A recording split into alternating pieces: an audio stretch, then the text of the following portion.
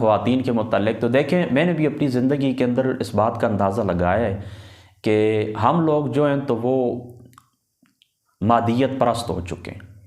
यानी बस आसान सी बात आपको बताऊं तो हम ज़ाहिर के ऊपर मरने वाले लोग हैं। दुनिया का जो साजो सामान है इसके ऊपर हम मर मिटें। दुनिया को हमने अपना मतमय नज़र और अपनी मंजिल बना लिया है। हालांकि दुनिया तुम्हारी मंजिल नहीं है, ये एक रास्ता है, इस रास्ते से आपने गुजरना है और अच्छे तरीके से गुजरना है। ये एक खेती है, वीरान खेती है, इसके अंदर जो कुछ आपने बोना है वही कल क़यामत वाले दिन आपने इसको क्या करना है, काटना है। मेरी बात आप समझ गए ना। तो ख़वातीन के अंदर मैंने इस बात को नोट किया है कि वो बहुत ज़्यादा इन उमूर के साथ, इन अशिया के साथ मोहब्बत करती हैं। मिसाल के तौर पर पैसा, दौलत, कपड़े, जेवर, इन अशिया के साथ बहुत ज़्यादा मोहब्बत है। और जहाँ पर उनको ये नज़र आए तो वहीं पर उनका हर किस्म का वो अपना रिश्ता कायम कर लेती हैं। मतलब 99% ख़वातीन जो मेरे तजर्बे के अंदर आई हैं, ज़ाहिर सी बात है मैं भी एक ख़ानदान के साथ ताल्लुक़ रखता हूँ, हमारे फैमिली के अंदर भी ख़वातीन मौजूद हैं, बाकी इर्द गिर्द ताल्लुक़ वाले लोग भी मौजूद हैं। तो इस दौलत और पैसे के ऊपर मार मिटना, ये मैं समझता हूँ कि मेरा आपको पैगाम है कि आपके लिए अच्छी बात नहीं है, खुशाइन बात नहीं है। देखें दौलत जो है ना, इसकी मोहब्बत अल्लाह ताला ने फितरी तौर के ऊपर रखी है, इंसान के काल्ब के अंदर रखी है। ज़ुय्यिना लिन्नासि हुब्बु शहवाति मिनन निसाइ वल बनीन वल क़नातीरिल मुक़न्तरति मिनज़ ज़हबि वल फ़िद्दति वल ख़ैलिल मुसव्वमति वल अनआमि वल हर्स ज़ालिका मताउल हयातुद दुनिया। ये माल है, अल्लाह ताला की ज़ात अक़दस ने इसकी मोहब्बत इंसान एक फ़ितरत के अंदर रखी है। लेकिन ये बात आपने अपने ज़हन के अंदर बिठानी है कि कोई चीज़ भी हो, जिस वक्त वो अपनी हाथ से बाहर निकल जाए वो नुकसानी होती है। यानी मोहब्बत ये भी एक जज्बा है, नफ़रत ये भी एक जज्बा है, लेकिन ये जिस वक्त अपनी हाथ करास कर जाएंगे तो आपके लिए दुनिया में भी नुकसान है और आखिरत के अंदर भी नुकसान है। जामे तिरमिज़ी शरीफ की एक रवायत है, उसका खुलासा ये है कि हुज़ूर अलैहिस्सलाम की ज़ात अक़दस ने फरमाया कि किसी शख्स की मोहब्बत दोस्ती के अंदर भी आप इतना आगे ना निकल जाए, हो सकता है यही दोस्त कल आपका दुश्मन बन जाए, और किसी शख्स की दुश्मनी के अंदर भी आप इतना आगे ना निकल जाएँ कि हो सकता है कि ये कल तुम्हारा दोस्त बन जाए। तो याद रखें, किसी चीज़ की जो मोहब्बत फितरी है वो एतदाल के अंदर रहनी चाहिए। कोई चीज़ भी जिस वक्त एतदाल से बाहर चली जाएगी वो नुकसानी है। और हर चीज़ याद रखें जो हुदूद उबूदियत से बाहर निकल जाए, बंदगी से बाहर निकल जाए, अपनी हद से तजावज़ कर जाए, वो तागूत बन जाती है। और तागूत के साथ अल्लाह ताला का हमें क्या हुक्म है, फमन यकफुर बित्तागूत, क्या आता है कुरान के अंदर पीछे, ला इकराह फिद्दीन कद तबय्यन रुश्द मिनल गय फ़मन यकफुर बित्तागूत व युमिन बिल्लाहि फ़क़द इस्तमसकल उर्वतल वुस्क़ा ला इन्फ़िसाम लहा वल्लाहु समीउन अलीम। यानी बस ये याद रखें ना, तागूत क्या चीज़ होती है कि हर चीज़ जो अपनी लिमिट क्रॉस कर जाए, हुदूद बंदगी से वो चीज़ आगे निकल जाए, अल्लाह ताला की जो बंदगी उसकी जो हुदूद है उनसे बाहर हो जाए, तो वो चीज़ तागूत बन जाती है। यानी हर वो चीज़ जो हक़ के मद्दे मुकाबला है, याद रखें कि वो तागूत ही कहलाती है। हर चीज़ जो हुदूद बंदगी से बाहर चली जाए वो तागूत है, बल्कि हुदूद बंदगी से बाहर निकलने का सबब बने वो भी तागूत कहलाती है। और तागूत से अल्लाह ताला की ज़ात अक़दस ने आपको कुफ़र का हुक्म दिया है।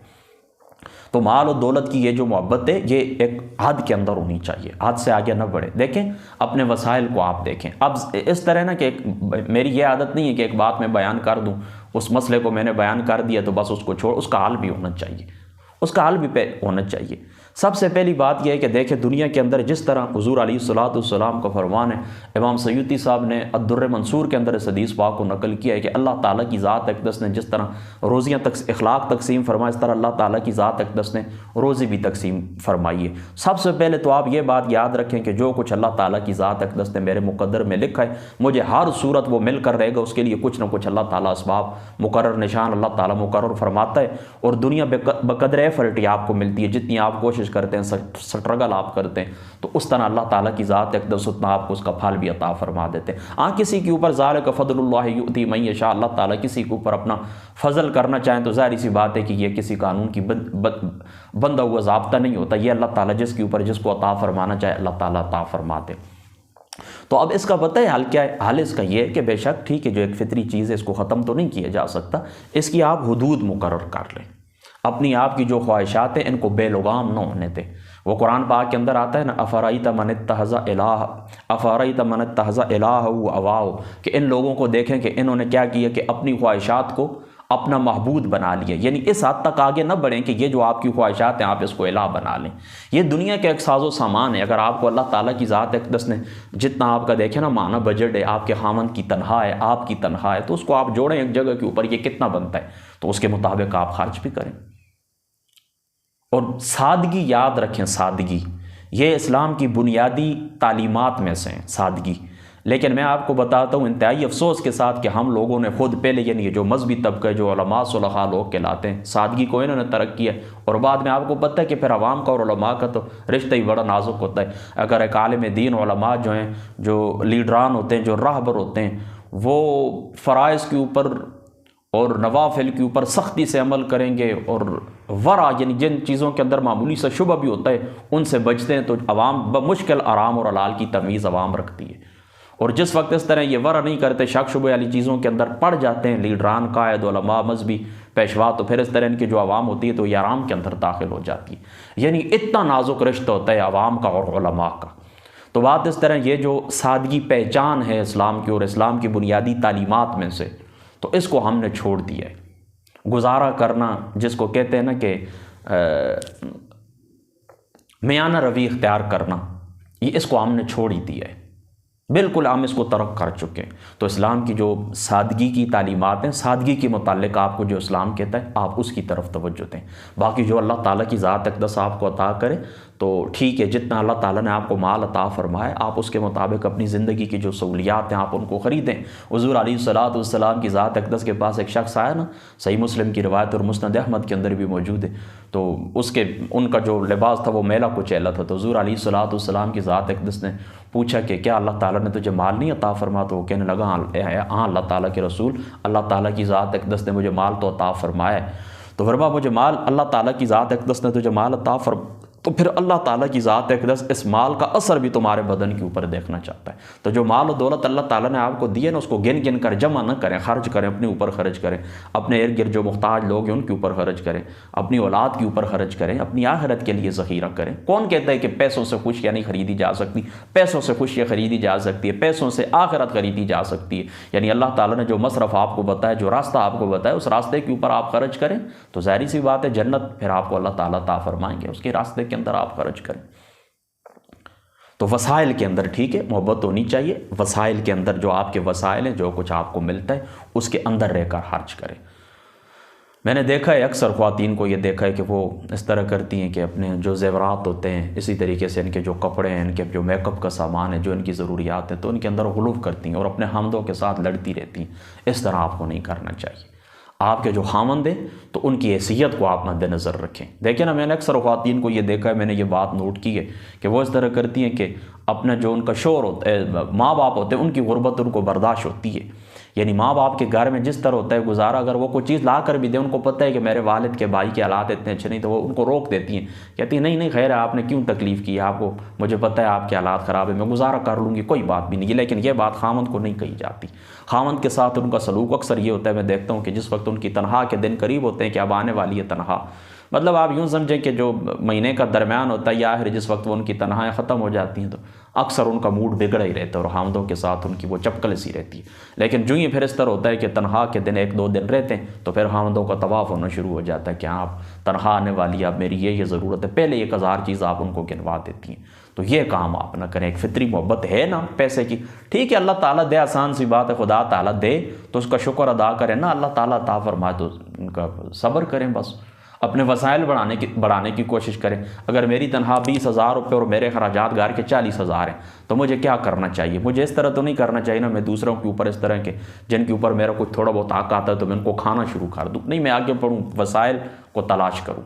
यानी अब मेरी जो इनकम है वो 20,000 रुपये, तो मैं अब आगे बढ़ूँ और उसको 40-50 करने की कोशिश करूँ। 40 तो मेरी ज़रूरत है, 10,000 और भी करूँ। मुश्किल वक्त के लिए काम आ सकते हैं, किसी पड़ोसी को काम आ सकते हैं, मेरे किसी रिश्तेदार को काम आ सकते हैं। तो ये दौर डिजिटल दौर है। बड़े अच्छे अच्छे कोर्सेज देखें सोशल मीडिया के ऊपर, यूट्यूब के ऊपर पड़े हुए हैं, आप वो कोर्सेज सीखें, घर के अंदर बैठकर आप उनको कर सकती हैं। इसी तरीके से घर के अंदर बैठकर आप ऑनलाइन क्लासेस ले सकती हैं, पढ़ा सकती हैं, खुद पढ़ सकती हैं, कोर्सेज कर सकती हैं, महारत हासिल कर सकती हैं, डिप्लोमा हासिल कर सकती हैं। मुख्तलिफ वो क्या कहते हैं कि अकेडमियाँ बनी हुई हैं, उनके अंदर आप ऑनलाइन दाखिला लेके पढ़ सकती हैं अपनी जो महारत है। अब ये लाजमी नहीं तो एक घर के अंदर 5 लड़कियाँ तो बिल्कुल पर्दा करके और वो घर के अंदर बैठी रहें, ये बात तो लाजमी नहीं है आपके ऊपर। आप निकलें, बाहर निकलें, अपने लिए नौकरी जॉब तलाश करें। हाँ, साथ ये बात मैं ज़रूर कहूँगा कि अपनी इफ़्फ़त, ये जो इफ़्फ़त होती है ना, इफ़्फ़त, तारत और पाकीज़गी, ये औरत का शिआर होता है, ये औरत का जेवर होता है। असली जेवर औरत का है ही इफ़्फ़त और पाकीज़गी है, तहारत है। इसका आप ज़रूर ख्याल रखें। हर सूरत किसी शख्स की जुर्रत ही ना हो कि वो आपकी तरफ आंख उठा के देख सके। तो अपने इन वसाइल को बढ़ाएं, मेरी बात आप समझ गई हैं ना, अपने इन वसाइल को बढ़ाएं और कमाएं अपने लिए। मिसाल के तौर पर अगर हामद 20,000 में काम नहीं चलता तो बजाय इसके कि आप उसके ऊपर दबाव डालें, उसका आप सहारा बन जाएं और वो अगर उसकी तनख्वाह 20-30 हज़ार रुपये तो उतने उसको ला कर दें कि हाँ देखें मैंने आपके लिए ये किया है। तो इस तरह मिलकर आप घर को चलाएं। यानी देखें ना, निसफ आबादी से ज़्यादा है ना हमारे मुल्क के पाकिस्तान के अंदर ख़वातीन की तादाद ज़्यादा है, तो उनको चाहिए कि ये भी फिर मर्दों के शाना बशाना काम करें। लेकिन याद रखें, हमेशा ये बात याद रखें, फिर बात दूसरी तरफ निकल जाएगी कि ये जो फैमिली होती है ना, फैमिली, ख़ानदान, ये किसी भी मुआशरे की इकाई होता है। कोई भी आप नौकरी करें, घर का काम करें, बाहर जाएं, जो कुछ भी आप मुआशरत, मामलात, सियासत, जो कुछ आप करना चाहती हैं करें, जिस फील्ड के अंदर जाना चाहती हैं आप जाएं। लेकिन याद रखें, कभी ये आपका जो बुनियादी इदारा है, जो इकाई है, जो इस मुआशरे की इकाई है, बुनियादी इदारा है, ख़ानदान, फैमिली, इसके ऊपर ज़रब नहीं आनी चाहिए। यानी आप नौकरी के लिए जाएँ ना तो इस तरह नहीं होना चाहिए कि आपके वो घरेलू मामलात डिस्टर्ब होना शुरू हुआ और औलाद की तरबियत, औलाद की वो क्या कहते हैं कि तरबियत की तरफ आप तवज्जो नहीं, हर चीज़ को उसकी असल जगह के ऊपर आपने रखना। नौकरी का टाइम, नौकरी का भी एक टाइम होता है, वाज़ व नसीहत का एक टाइम होता है, खाने पीने का टाइम होता है, मुताले का टाइम होता है, सोने का टाइम होता है। कभी एक चीज़ को दूसरी चीज़ के ऊपर हावी ना होने दें। बस हर चीज़ को देखें ना, एक चीज़ को आप सारा वक्त दे दें, बाकी 4-5 काम और भी आपने करने तो उनको आपने तवज्जो ही नहीं दी है, तो फिर आप क्या, वो ज़िंदगी मतलब अनबैलेंस हो जाएगा मामला ना, तवाज़ुन नहीं रहेगा ना। तो जिस वक्त अदम तवाज़ुन वाले मामलात होंगे, तवाज़ुन नहीं रहेगा तो बिगाड़ पैदा हो जाता है। तो इस चीज़ का आपने खुसूसी तौर के ऊपर ख्याल रखना है।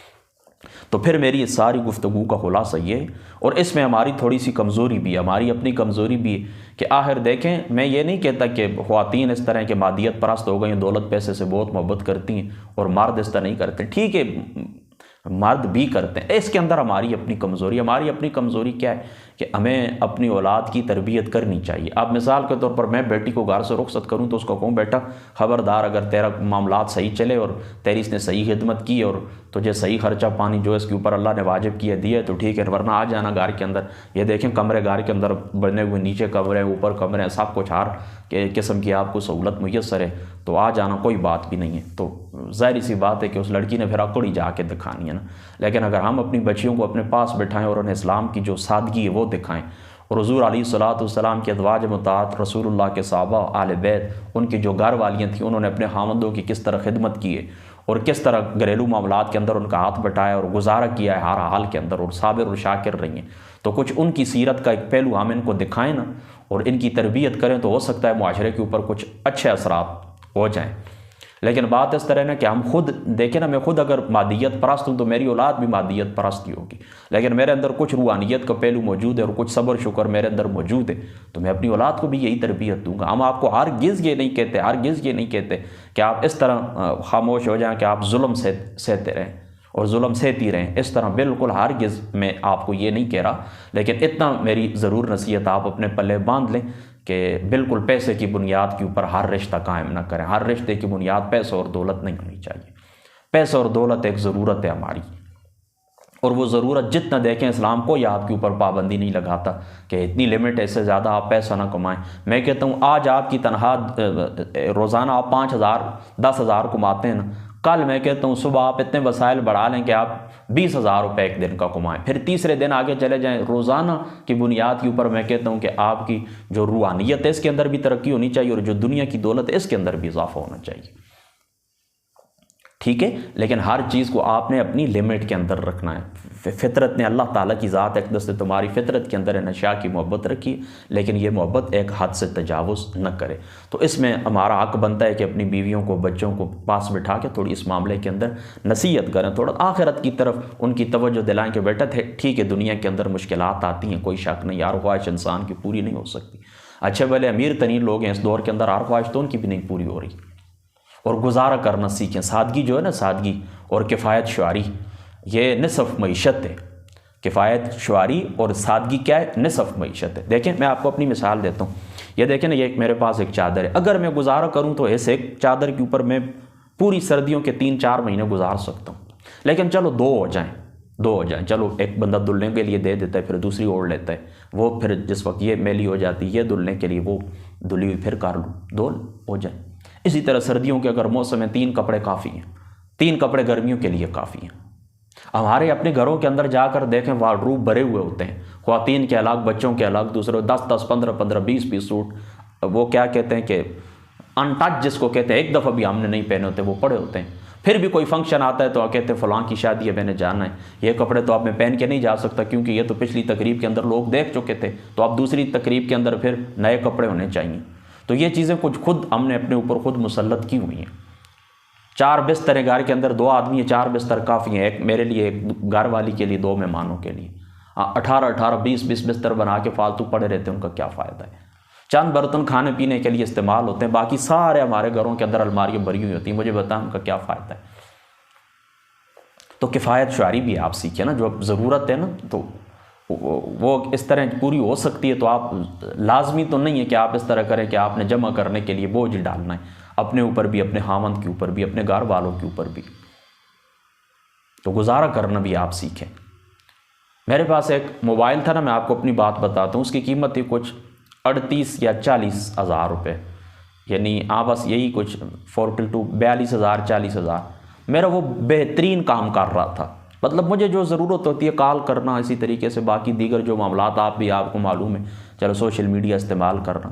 फिर मैंने एक सेट ख़रीदा है, उसकी कीमत है मेरे ख्याल में अभी 1,02,000 या इस तरह उसकी कीमत हो चुकी है। उस वक्त मेरे ख्याल में मैंने 88,000 में ख़रीदा था। तो कुछ मैंने उसको देखा ना, सिवाय थोड़ा सा वो कैमरे का जो फ़र्क है या कुछ थोड़ा बहुत 19-20 का कुछ फ़र्क है, कुछ फ़र्क भी नहीं था। यानी पहले जिस मोबाइल की कीमत 42,000 या 40,000 थी, उसका भी वही काम था, और जो 88,000 रुपये के अंदर ख़रीदा है उसका भी वही काम है, सिवाय 19-20 के फ़र्क में। तो देखें, भारी सारी रकम है, तकरीबन 40-50 हज़ार का डिफरेंट है ना, फ़र्क है। तो ये 40-50 हज़ार में किसी की खिदमत भी तो कर सकता हूँ कि नहीं कर सकता। 40-50 हज़ार रुपये अगर किसी शख्स को दे दें, तो अगर उसकी शादी शुरू है तो ज़ाहिर सी बात है कि उसकी बहुत सारी हेल्प हो सकती है। मतलब यह है कि मुख्तलिफ जो ख़रीदारियाँ करनी होती हैं, तो शायद हो सकता है कि एक तरफ की मुकम्मल ख़रीदारी से उसकी जान छूट जाए। अच्छा, मेरी एक रिश्तेदारी खातून है, मैं नाम तो ज़ाहिर सी बात है नहीं ले सकता, उसने इस तरह किया कि उसकी अपनी बहन की शादी थी, तो उस बहन की शादी के अंदर उसने इस तरह किया कि सिर्फ अपनी ज़ात के लिए उसने 1,20,000 रुपये के कपड़े ख़रीदे, सिर्फ अपनी ज़ात के लिए। बाकी उसकी बच्चों की शॉपिंग या बहनों की, भाइयों की, उनको छोड़ ही दें। किसी ज़माने के अंदर मुझे याद है 1,00,000-2 लाख रुपए के अंदर शादी हो जाती थी। अब शादियों के ऊपर भी 35-40 लाख रुपए खर्च करते हैं। तो ये चीज़ें, बस मैं एक बात आपको क्या अलग अलग एक चीज़ में आपको दिखाऊं, लाखों रुपए का सामान कमरों के अंदर पड़ा होता है। एक शख्स एक दिन मेरे पास ही खड़ा था, मुझे कहने लगा, हाफ़िज़ साहब कुछ ज़कात के पैसे आपके पास पड़े हुए हैं, कुछ 2-4 हज़ार तो मुझे दे दें। अब उसकी पता क्या कैफियत थी, चलो मेरी जो तौफीक थी मैंने उसकी खिदमत कर दी है, अल्लाह पाक कबूल फरमाए। बहरहाल पता है उसकी क्या कैफियत क्या थी, वो 125 जो मोटर बाइक होती है ना उसके ऊपर था, और 125 मोटर बाइक की कीमत इस वक्त मेरे ख्याल में 3 लाख के करीब है, 2,40,000 या इस तरह तो पहले थी, अब मैं कहता हूँ 3 लाख के करीब है। अच्छा, उसके पास मोबाइल भी था यही, उसकी कीमत भी 1,00,000-1,25 रुपये थी। उसके पाँव के अंदर जोगर और उसके आला दर्जे के कपड़े, तो जेब में भी हो सकता है उसकी क्या था, घड़ी उसकी कीमती थी। तो पहले आप 50 साल पीछे चले जाएं, ये तो 2 घर का मतलब 2 फैमिलियों का पूरा बजट होता था, उनके जो मकान बने उनका पूरा बजट होता था। तो ये चीज़ें हमने खुद अपने ऊपर सवार कर लिए हैं, ये चीज़ें खुद हमने अपने ऊपर मुसल्लत कर ली हैं। तो सादगी और किफ़ायत शुआरी, ये मैं अपनी बहनों को बिलखुसूस कहता हूँ, और बाकी सबको, जहाँ तक मेरी आवाज़ जा रही, भाइयों को भी, बेटों को भी, सबको मेरी ये नसीहत है, किफ़ायत शुआरी अपनाएं, सादगी अपनाएं, गुजारा करना सीखें। उसकी वजह यह है कि ये दुनिया अर्जी है, हमने अल्लाह की बारगाह में पेश होना है। राह ज़िंदगी में 2 दिन कम जिए तो क्या हो गया। एक शख्स के पास 10 सूट पड़े हुए हैं पहनने के लिए, 20 पड़े हुए, मेरे पास 2 हैं तो क्या हो जाएगा। एक शख्स ने 10,000 के कपड़े मेरे सामने पहने हुए हैं, मेरे ये 1,000-1,200 का क्या हुआ। एक शख्स है उसकी 10,000 रुपये की चादर उसने की हो, मैंने ये 500 की 1000 की चादर की है, क्या हुआ? कुछ भी नहीं। इसी तरह सर्दी से मुझे ये हिफाजत कर रही है मेरी। एक शख्स है उसके, मेरा एक दोस्त है, मैंने एक दिन उसके पास बैठा हुआ था, तो उसकी ये जो घड़ी है राडो घड़ी है, मेरे ख्याल में उसकी कीमत थी 2,10,000 रुपये। मेरे हाथ में कुछ भी नहीं, क्या हुआ? मेरी बात आप समझ गए ना? अच्छा, मेरे पास बैठने वाली कीमती अंगूठियाँ उन्होंने पहनी होती है, मेरे पास नहीं है, तो क्या हुआ? एक शख्स है उसकी बीवी ने 10 तोले सोना पहना हुआ है एक शादी के ऊपर, आपकी बीवी उसके हाथ में 1 तोला है, 2 तोले, तो क्या हुआ? नहीं है तो क्या हुआ? नहीं पड़ता फ़र्क, ठीक है? तो बात ज़रा लंबी हो गई, या नाराज़ नहीं हो ना, बस किफ़ायत शुआरी आप सीखें।